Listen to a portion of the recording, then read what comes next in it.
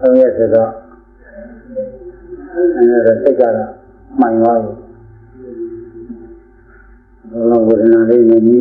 တော့မှာပါဒီ3 ရက်ကျော်သွားဘုရားမှာသူ့ဟာသူဒီတရားဘုံဘုံလို့ဟောပြလို့လဲသဘောပေါက်တာပဲရှိသူကိုယ်တိုင်ကိုထိမှသိတဲ့ကိစ္စထိမှနာမသိအဲ့လို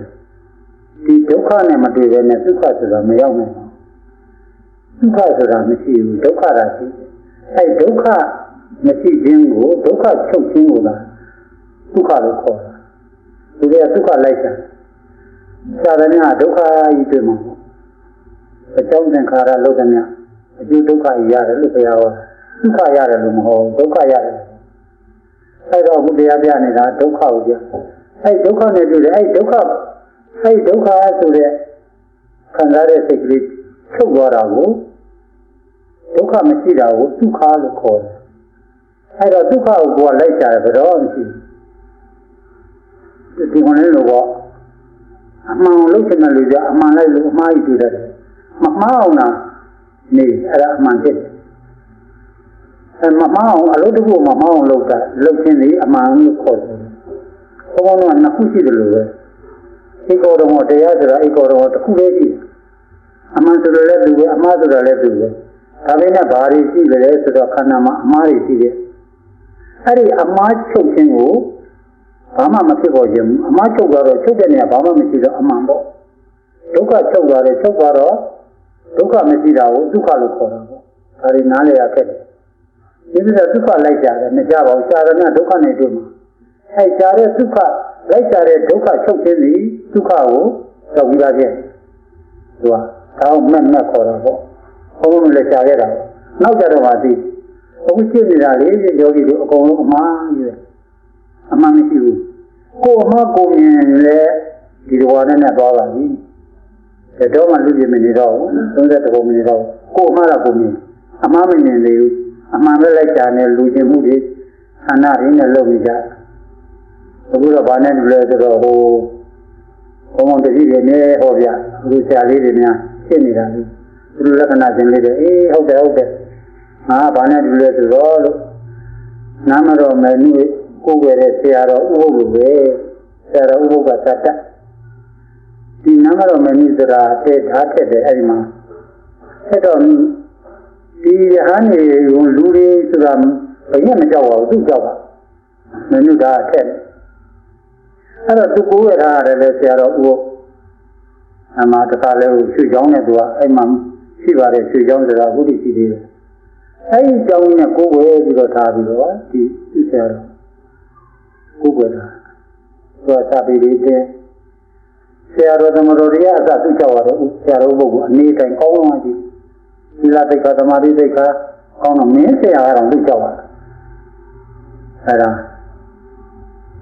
ဒီတစ်ချိန်မှမင်းဆရာကိုဘယ်လိုလုပ်လဲဆိုတော့မင်းဆရာအဲ့ဒီမှာဘယင်းကျောင်းဘယင်းလမ်းတော်မှာဆွနေစားပြီးတော့ကျန်တော့မင်းစီဟိုလည်းမောဒီအခုခေတ်လို့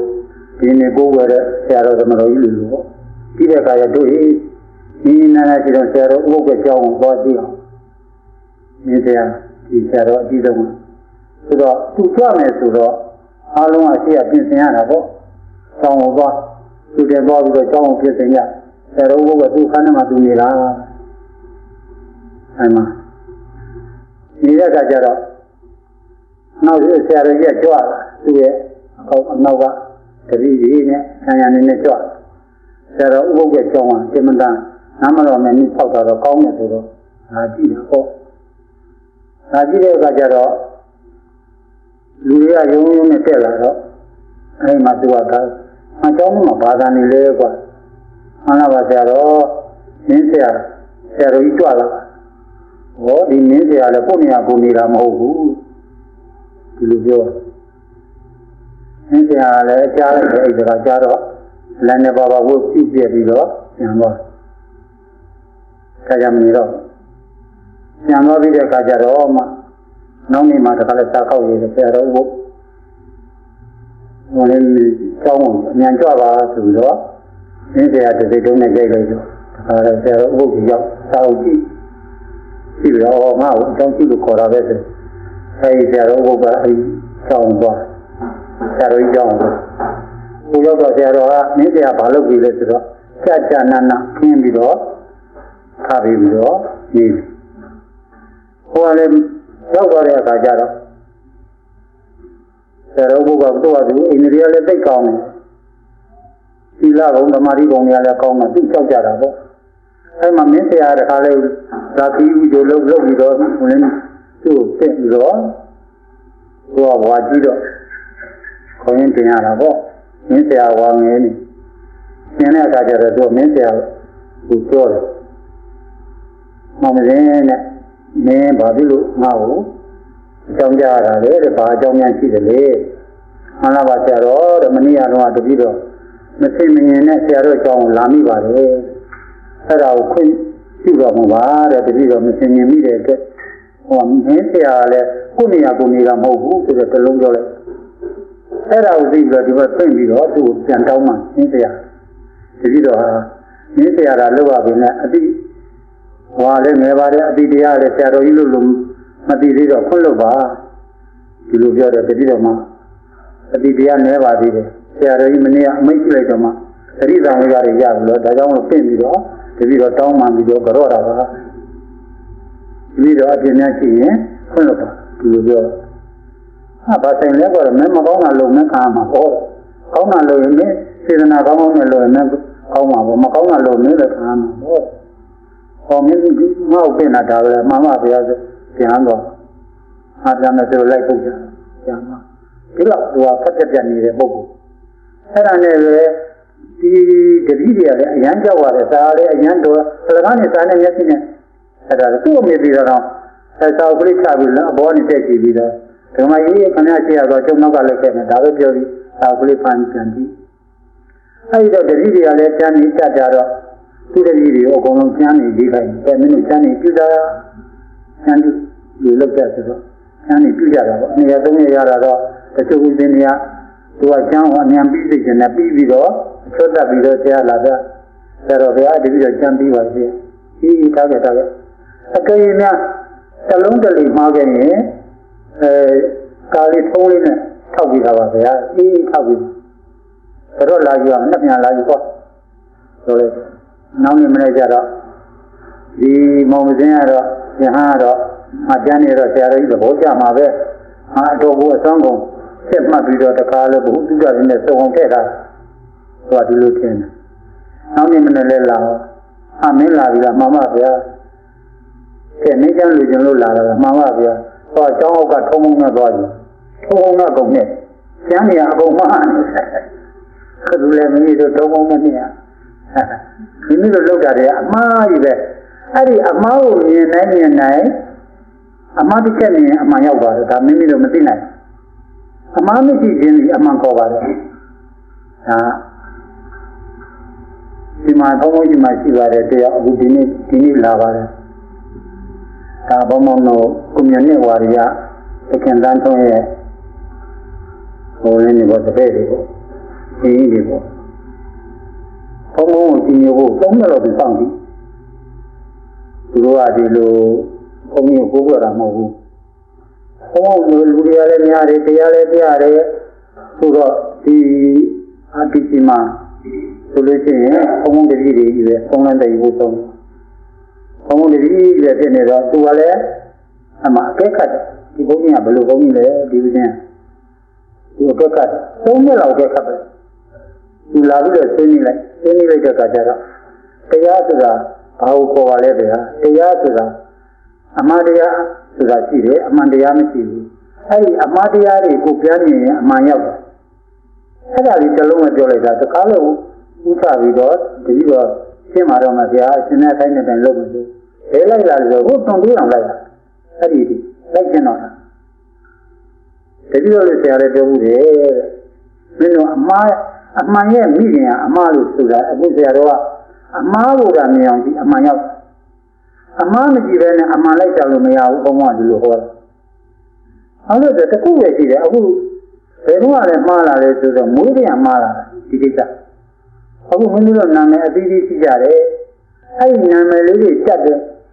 ဟ ကိုကအဲ့နာမည်လေးလို့မှတ်လို့သိတဲ့နေရာစပြီးတော့မှားလားအမှားတွေကြတော့အခုအမှန်ကြီးဖြစ်နေကြဘူးဖြစ်ဖြစ်အမှားကြလို့အမှန်ကြအဲ့ဒါကိုအမှန်လုပ်နေကြပါဒါတွေကဘာလဲအရိယသစ္စာတွေအရိယတွေမှသိရင်လည်းသိနိုင်တဲ့တရားဖြစ်နေတယ်သောတာပန်လို့ဆိုသိတာပေါ့သောတာပန်ဖြစ်လာရင်ကိုယ်မှားတွေကိုမြင်လာတာပဲဒီဒိဋ္ဌိနဲ့အယူမှားနဲ့သိတဲ့အသိကိုတော့အကုန်မြင်တယ်ကိလေသာနဲ့မှားတာတော့သူမမြင်နိုင်သေးပါဘူးဒါအထက်မဲ့ဒီကိစ္စခံစားမှုနဲ့ရှင်းပြီးတော့မှားတာတွေတော့သူမသိသေးဘူးအယူမှားနဲ့အပေကိုကြသိတဲ့အယူနဲ့ကြမှားတာတွေတော့သူကအကုန်လုံးနတ်ကပဲသက်ပြီးသားဖြစ်သွားတော့သူမှဗလာတက်သွားအဲ့ဒါလိုပါပဲအခုလည်းပဲမိမိတို့လုံတာအမှန်လို့မလားအခုတင်းနဲ့တောင်းနဲ့ပေါ်တယ်တော့ခံစားတယ်ခံစားနေရ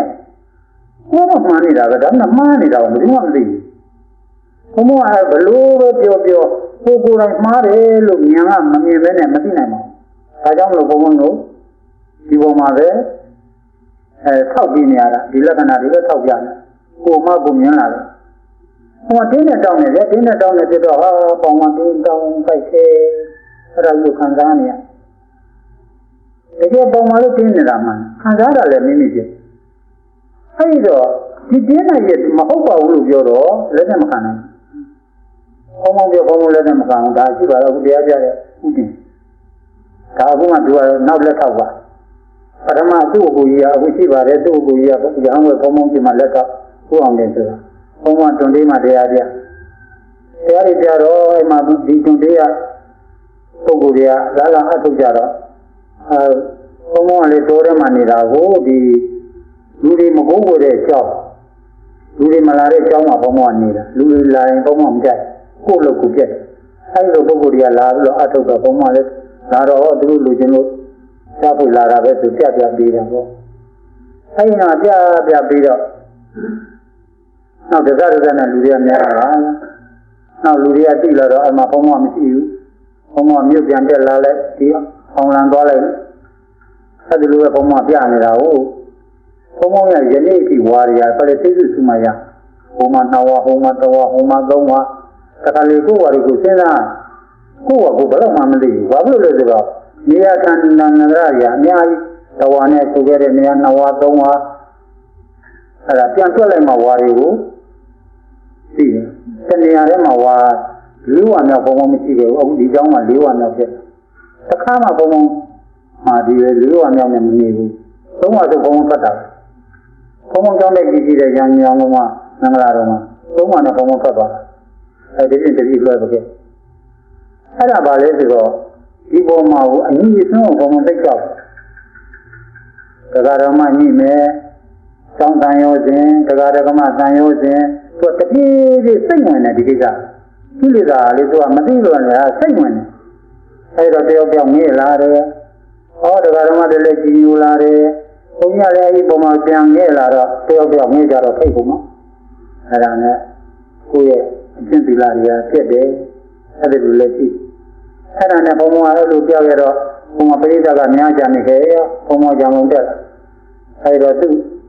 ကျောင်းတစ်ကျောင်းမှာပေါ့ဘုံဘဒီဆရာဘုံကျောင်းမှာဥအောင်တယ်ဆိုတော့အခုတရားပြတဲ့ဥတင်ရဲ့အကူကြီးအောင်တင်ဆိုတာရှိဥအောင်เนี่ยအောင်เนี่ยငါတို့တရားပြပေါ့ဒီမင်းဆရာတော်လည်းမလာတော့လားမပင့်တော့လားဆရာတော်ရှင်းနေကြကြမှာကြတာသူကြအောင်ကြတဲ့ကငါတို့ကြည်လာရင်ငါတို့ကအမိရကျင့်ရဒီဆိုကောငါတို့ပြပါမင်းဆရာတော်နဲ့မြင်နေတာအဲ့မှာအခုကျောင်းနဲ့ဘုံကြီးရဲ့ဖေးတွေပေါ့သူတို့ငယ်ငယ်ချင်းတွေကအတက်လေး50 60တွေပေါ့သူတို့ကသင်ပြောတာဟာမင်းတို့ငါတို့ဆိုတာကငယ်လဲငယ်တငယ်ချင်းတွေတကြွားရဲနေတော့ငါပြောတာမင်းတို့ကလေးသားမှမဟုတ်ပဲရွာနာနေတဲ့မြက်ကရွာနာမစားဘူးအဲ့ဒါကြောင့်ငါကြတယ်မင်းတို့ကလေးသားမှမဟုတ်ဘူးဟာလေးသားပါလေကွာအောင်ကြီးကငါတို့ကတရားသိကျင်လို့ပါမင်းကဆရာတော်နဲ့နေတော့ဒီဝေဒနာလေးချုပ်ကြောင်းနေသိကောင်းတယ်လို့ပြောတယ်လူတိုင်းလည်းပြောတယ်နေတော့ငါလည်းချုပ်ကျင်လို့ဟာပြပါအဲ့မှာလိုက်ပြီးတော့ဥပုံနေမှာ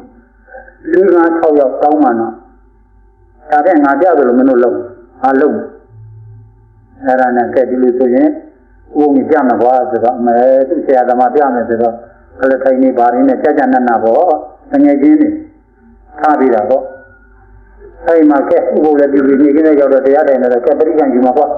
ဆိုတော့၄-၅ယောက်ပေါ့လူကြီးတွေရဲ့ကလေးမပါဘူးအသက်40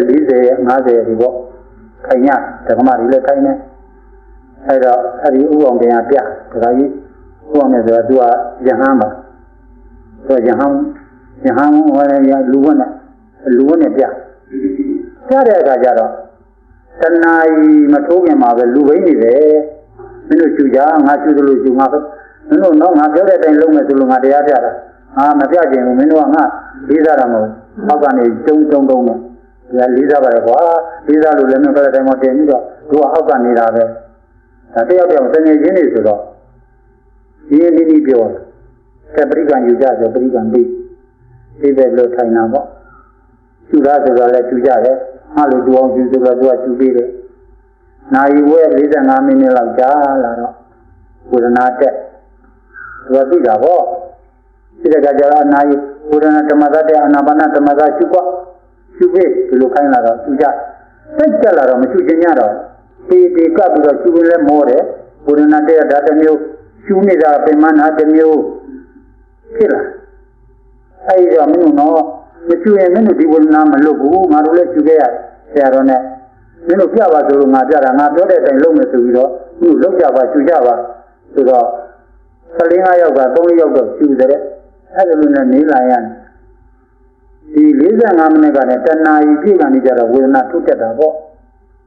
တယ်လေးတက်တော့အဲ့မှာအခုလက်ရှိကျောင်းနိုင်ဘုန်းကြီးဆရာတော်ရဲ့ခရီးပေါ့ငယ်ချင်းဒီကောင်မင်းအခုတက်နေတဲ့ဝေဒနာဟာမင်းခံစားတာမဟုတ်ဘူးနာခံစားတာဒီရုပ်ကပေါက်ပြန်တယ်ပေါက်ပြန်တော့မှပညာကတင်းတယ်တောက်နေပြီလို့စိတ်ကလေးကနိုင်နေနှုတ်ငါရှုပိုင်းနာတယ်နှာခေါင်းကကျူးနေရင်ဒီကျူလေးလေးပေါ်မှာစိတ်ကလေးတီးနေရမတီးတော့မင်းတို့ကမကျူတော့ဒီစိတ်ကအတီးရမရှိတော့ဝေဒနာရှင်တော့ကြတော့ခံစားတယ်နာခံစားတာဟိုကရုပ်ကပေါက်ပြန်တယ်နာခံစားတာမင်းတို့ခံစားတာမဟုတ်ဘူးကွအဲ့တော့ငါနာတယ်လို့ကမယူနဲ့ဆိုတော့ပြောပါထက်ကပြောပါများတော့သောနိုင်ဘုန်းကြီးရဲ့အဖေကအစီဆုံးအတိုင်းနှလုံးဖွင့်ကြည့်အမှန်များလို့ကိုလည်းဖွင့်တာနေဝေဒနာတက်နေတာအဲ့ဒါကိုဖုံးလိုက်ဒါမင်းကတော့မင်းခံစားရအောင်ဒါနာခံစားတာမင်းမဟုတ်ဘူးဆိုတော့အဲ့မှာတော့မသိနိုင်ဘူးဒေါသပြည့်လက်ညှိုးနဲ့ထုတ်ရောသိအောင်တယ်တကယ်ဝေဒနာတက်တာငါပေါ့ကတကယ်ကြိုက်လို့တက်နေတဲ့ဥစ္စာငါမဟုတ်ဘူးလို့မင်းပြောနေတဲ့ဥစ္စာမင်းအောင်တယ်ဘောင်မဝင်တဲ့စကားတွေမပြောပါနဲ့အောင်တယ်ဘောင်မဝင်တဲ့စကားတွေမပြောနဲ့တကယ်ငါနားနေတာကွာဆိုတော့လူတစ်ချက်ဝိုင်းရအဲ့ဒါကြောင့်ငါပြောတယ်မင်းတို့ငါမပြခြင်းဆိုကိုရပြည့်ကုန်ပါအဲ့မှာတရားဘောပြည့်တော့ပြောပြတယ်အောင်တယ်ဘောင်ဝင်တဲ့စကားတွေမပြောနဲ့ငါနားနေတာကွာငါတကယ်ခံစားနေရတာပေါ့အဲ့လိုဖြစ်နေဟုတ်မယ်လူလည်းပဲငါနာတာမဟုတ်ဘူးနာခံစားတယ်အဲ့ကငါတို့ဒီဝေဒနာပေါ်မှာဒီနံတရားပေါ်မှာငါလို့ယူကြတာဒိဋ္ဌိယဘယ်မှာကလည်းနာမှာကတာဒီနံစိတ်ထုတ်သွားရင်ဒီကမကြီးတို့လွတ်သွားပါလိမ့်အခုတတိယနဲ့ဒီဝေဒနာခံစားတာတွေကလုံးဝပါလာတယ်အရင်နဲ့မတူအောင်ဒီပါဒီနေ့သုံးရက်ကတန်းကုန်ပါပဲနောက်ဟိုဘက်မှာသူကဝေဒနာပေါ်မှာရိုးပေါ်ခံစားမှုကသူကအကြောင်းမရှိတော့ဒီဆရာလေးတွေဒီလိုပဲရှိတာပေါ့ဒီကမကြီးတို့အောင်မလို့ဆရာလေးတွေကဆရာတော်နဲ့ရှင်းနေတော့မရှိဘူးမထင်နဲ့သူတို့လည်းရှိတယ်ဗျာအားလည်းဆိုတော့ဘုံဟိုလမ်းမှာနေတော့ရန်ကုန်မှာနေတော့ဘုံတတိတယောက်ကကလေးလေးသေးရောဟိုမုဒ္ဒတာလေးပါသူလည်းတော့တွေ့နေမယ်2 လ 3 လကလေးလောက်ဒီမှာအဲ့ဒါတပိတ်တော့ဒီကမကြီးဟောလေသူဒီသိချင်းတရားလေးဒီကလေးလေးကဒီတဲ့ဒီဘာလို့ဟောရလဲဆိုတော့ဘုံကဒီ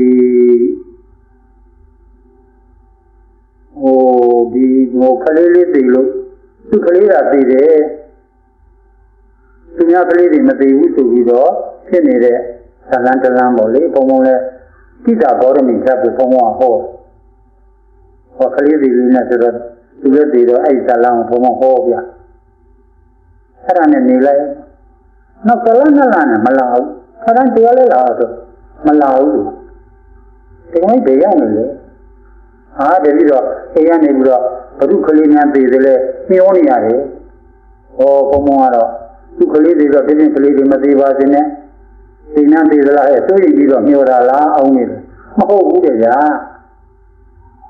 ခဏဘယ်လိုကြောင့်ပြောတာလဲတတိတော့ကလေးတွေတော့တဲ့သူများတွေကလေးလေးလည်းသိသိချင်းနေတဲ့သေပြီးတော့အတန်ကြတတိတော့အရင်ရောက်တာပဲအဲ့ဒီတတိတော့ခေးသေးတဲ့ကလေးနဲ့အဖော်ရတယ်ဟောတဲ့ဟာသူလည်းငါကလေးလိုသေးတာပဲတတိတော့စိတ်ထဲမှာတဲ့သူကကလေးလေးသေးပါလားပြောတာတဲ့စိတ်ကြီးကဝင်တာနေတယ်တဲ့အဖော်ရတယ်သူကလေးသေးလို့အခုလည်းပဲဒီလိုပဲဟောငါတယောက်တည်းဝေဒနာတက်တယ်မှတယ်သူတို့မေးကြည့်သူလည်းတက်တော့ဘုလည်းဝင်လာတယ်ငါလူလူကြီးသေးတာငါလူလူတွေငါတယောက်တည်းတက်တယ်မှတယ်သူတို့လည်းတက်တယ်ဒီလိုအဖြစ်နေတတ်တယ်နော်ကိုကလေးတွေကငါကလေးတွေကဝင်လာသူတို့လည်းတက်တာပဲအဲ့တော့ဘာမှမဖြစ်အတူတူလေးအဲ့တော့ကျွတ်သားသားလေးနဲ့လားလောက်ပါဒီစိတ်ကလေးနောက်ချုပ်ပါပါလိမ့်မယ်သိခံခွင့်လို့လာတယ်ဒီလောက်3နာရီမှာဓမ္မပါသမာဓိမပါဘဲနဲ့ခွင့်လို့သိခံနိုင်တဲ့ပါဝါနဲ့တော့ပါဝါမဟုတ်ဒီ3ရက်ဆိုရင်ဒါကုန်ခန်းလာပါပြီသူကမိမိတို့သူ့တောင်းကြတယ်ကင်းရကုံရခန်းရနိဗ္ဗာန်ကိုရပါလိမ့်ဆိုဒီကင်းသွားမယ်တစ်စိစိနဲ့ဒီဝေဒနာပေါ်မှာလေးကင်းလာမယ်ဝေဒနာရော့လာမယ်အဲ့ဒီပေါ်မှာဒီဝေဒနာခံစားရပါများတော့စိတ်ကုန်လာတယ်ဒီဝေဒနာကညီငွေလာတယ်ကုန်လာတယ်ခန်းလာနောက်ပြီးတော့ဒီဝေဒနာလည်းချုပ်တော့ဒီစိတ်ကြီးလည်းကုန်သွားတော့ငုတ်တုတ်ကလေးလွတ်ကြနေတယ်